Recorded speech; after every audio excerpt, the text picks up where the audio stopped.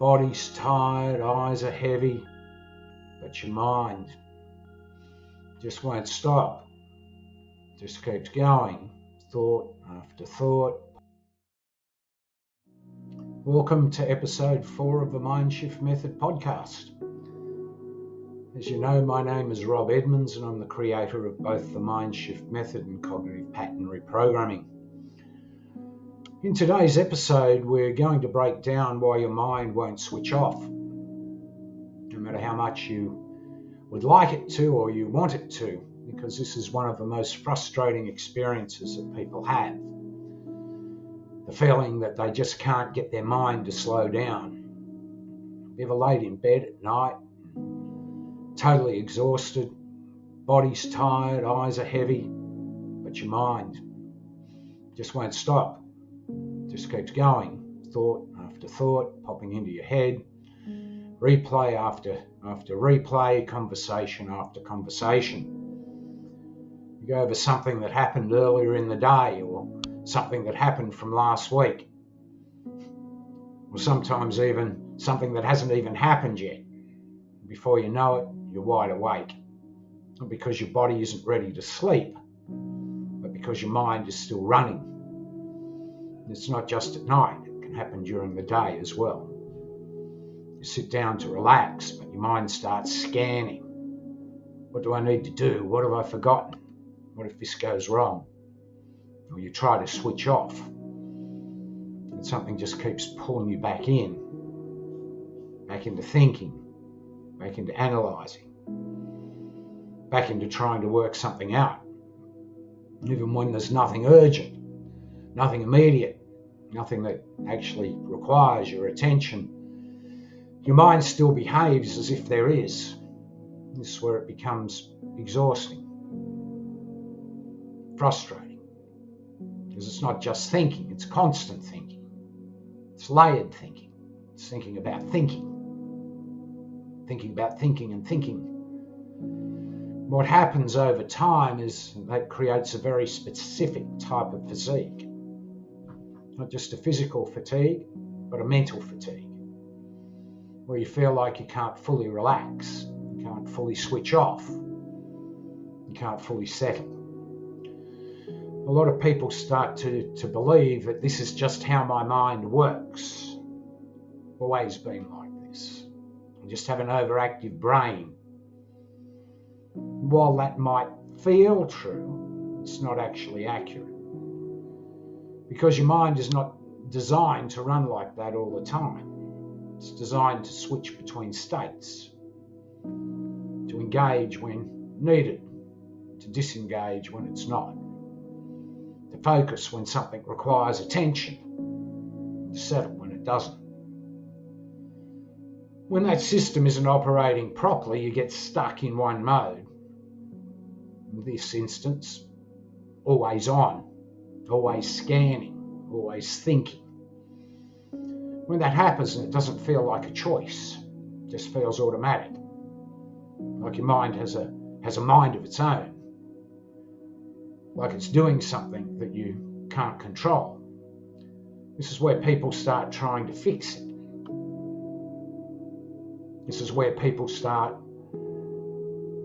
trying to calm themselves down, or trying to clear their mind, or trying to stop thinking. If you've ever tried that, you already know what happens. The moment you try to stop thinking, you become more aware of thinking. You notice every thought, you notice every distraction, every internal movement. Instead of slowing down, your mind actually speeds up. And that creates even more frustration, because now you're not just thinking, you're thinking about the fact that you're thinking. You start asking, why can't I just switch off? Why can't I relax like other people? Why does my brain keep doing this? And just like in the last episode, most people come to the wrong conclusion. They assume something is wrong with them. They assume that they're wired differently, that they're stuck with it. But what if this isn't a flaw? What if this isn't something you're stuck with forever? What if your mind isn't broken? It's just running a pattern. Because here's the truth. This is where things start to shift again. You're not stuck because of your circumstances. You're stuck because of the cognitive patterns your brain is running. One of those patterns is over-engagement. A pattern where your mind stays active, even when it doesn't need to be. Where it just keeps scanning, keeps analysing, keeps trying to resolve, even when there's nothing to resolve. And the reason this happens is not random. It's not because your brain is faulty. It's because your system has learned that staying on is important. That thinking more means being more prepared. That analysing more means more in control. At some point, that may have been useful. May have helped you. May have helped you anticipate things. May have helped you avoid problems. It may have helped you feel more certain. But over time, that pattern becomes overused. It doesn't switch off when it should. It doesn't settle when it can. It just keeps running. The more it runs, the more automatic it becomes. Well, eventually it feels like that's just how your mind is. But it's not. It's a learned way of operating. Anything that's learned can be changed. So instead of trying to force your mind to stop, instead of trying to control every thought, instead of trying to relax harder, what if the real question's this? Not how should I stop thinking, but what keeps my mind switched on? Because once you start to look at it that way, you stop fighting the surface. You start understanding the system. That's where real change begins. So once you start to ask a different question, not how do I stop thinking, but what's keeping my mind switched on, you begin to notice something important. Your mind isn't just randomly active. It's not thinking for no reason. It's thinking because it believed it needed to. Because somewhere underneath awareness, there's a signal being sent. A signal that says, stay alert, stay aware, keep scanning. When that signal is active, your mind responds automatically.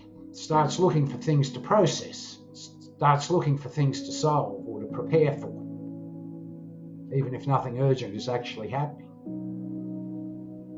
This is where we start to see the patterns more clearly. Because there isn't just one thing causing this, it's a combination of patterns. Cognitive patterns working together, reinforcing each other, keeping your system in that on state. One of the biggest drivers is what we call internal orientation.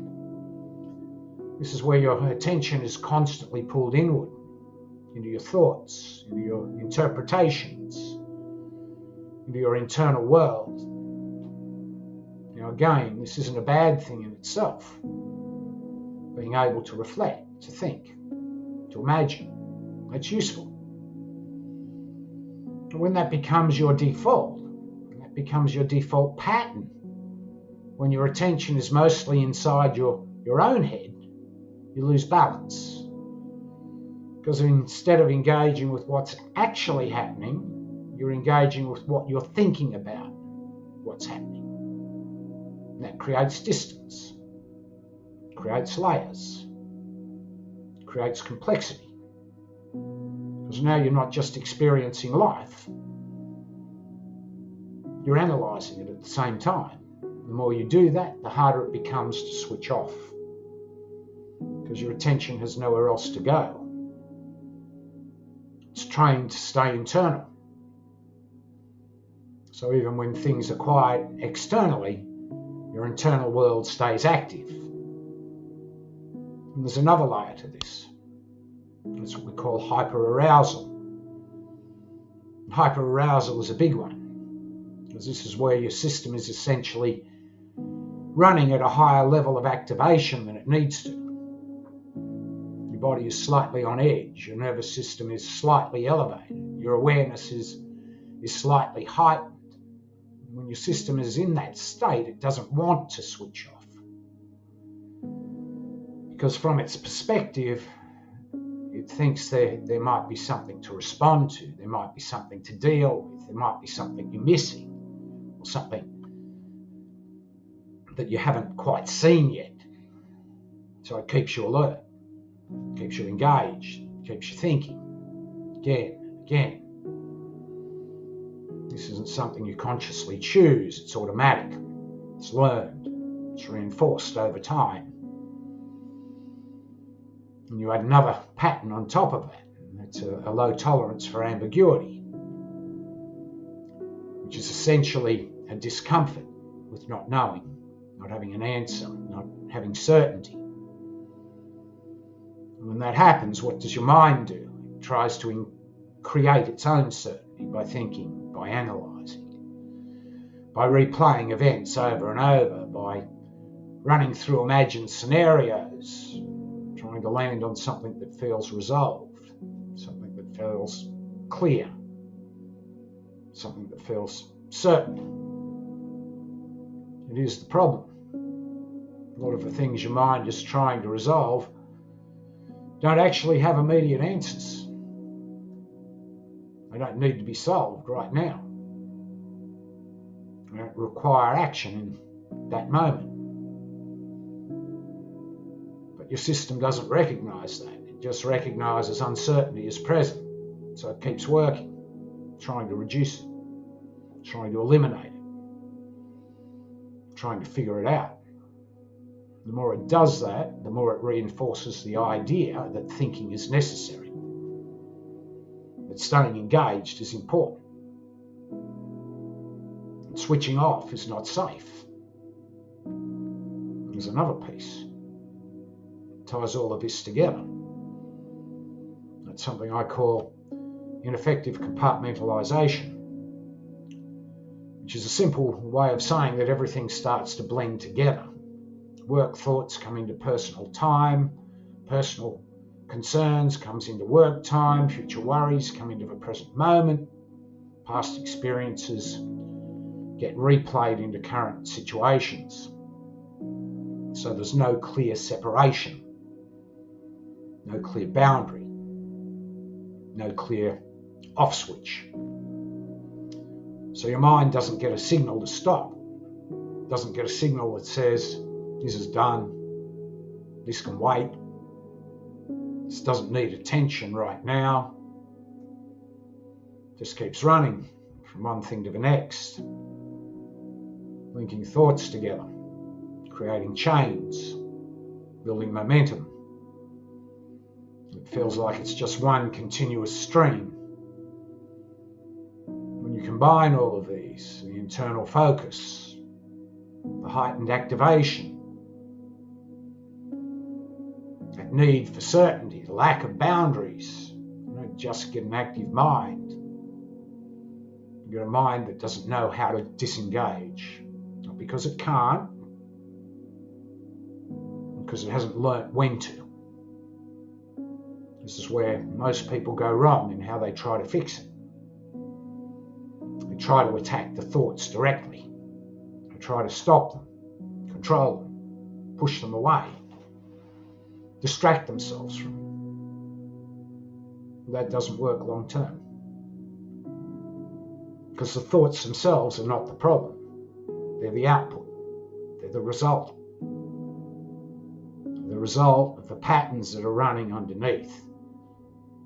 Those cognitive patterns that we all run. So if you try to stop the thoughts without changing the patterns, you're working at the wrong level. It's like trying to quiet the noise without turning off what's creating the noise. So the real shift is not about controlling your thoughts. The real shift is about changing the conditions that are producing them. Because once those conditions change, the thinking changes with it. Your system begins to recognize that it doesn't need to stay on all the time. The system begins to learn that it's safe to disengage, that it's okay to settle. That's when your mind starts to behave differently. Not because you forced it to, but because it no longer needs to do what it was doing before. And that's the point where things start to feel lighter, quieter, more manageable, without you having to constantly fight your own mind. So once you start to see this clearly, once you recognize that your mind isn't just randomly overactive, but is actually responding to patterns, the whole experience begins to change.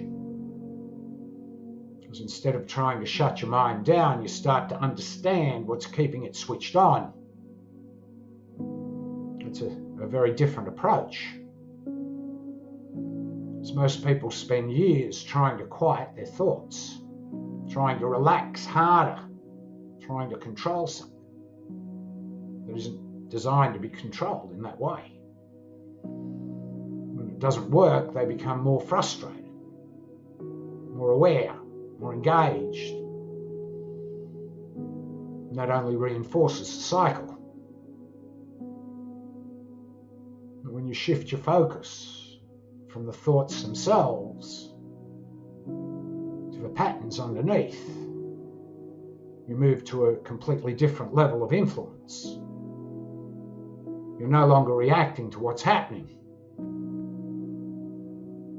You're actually starting to shape how it happens.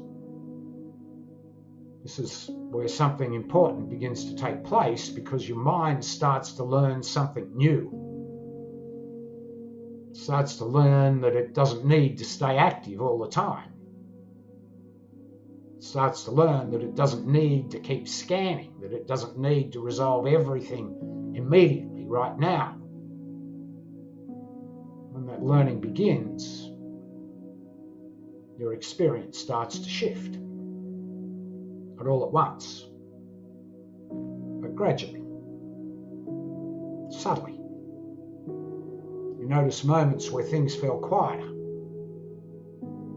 where your mind settles more easily, where you're not being pulled back into thinking as quickly. Those moments start to extend. Those moments start to become more frequent, more natural, less forced. This is where people often have a realization that their mind was never the problem. It was simply doing what it had learned to do. And once it starts to learn something different, it behaves differently. Because your mind is adaptive, responds to patterns, updates based on experience. When you begin to change how it engages, it follows. Instead of trying to eliminate thinking, you start to create balance. You allow your mind to engage when it needs to, but to also disengage when it doesn't. You allow your mind to focus when something requires attention, but also to settle when it's time for bed or to rest. This is where that sense of control returns. Not control in the sense of forcing, but control in the sense of influence, where you feel like you're actually working with your mind instead of fighting against it. This has a ripple effect, because when your mind can switch off, your body can settle, Your stress reduces. Your ability to think clearly when it matters actually increases, because you're not constantly overloaded, not constantly processing, you're not constantly engaged, you have space. And space changes how you experience everything. So if you've been dealing with a mind that won't switch off, if you've been feeling mentally exhausted, if you've been trying to force yourself to relax, I want you to take something from this. You don't need to stop your thoughts. You don't need to fight your mind. You don't need to control every internal experience. You simply need to start working at the level where those experiences are being created. Because once the patterns begin to change, noise begins to reduce, the system begins to settle, your mind starts to recognize that it's safe to switch off. When that happens, everything feels different, calmer, quieter, more manageable. Not because you forced it, because your system no longer needs to stay on. That's the shift.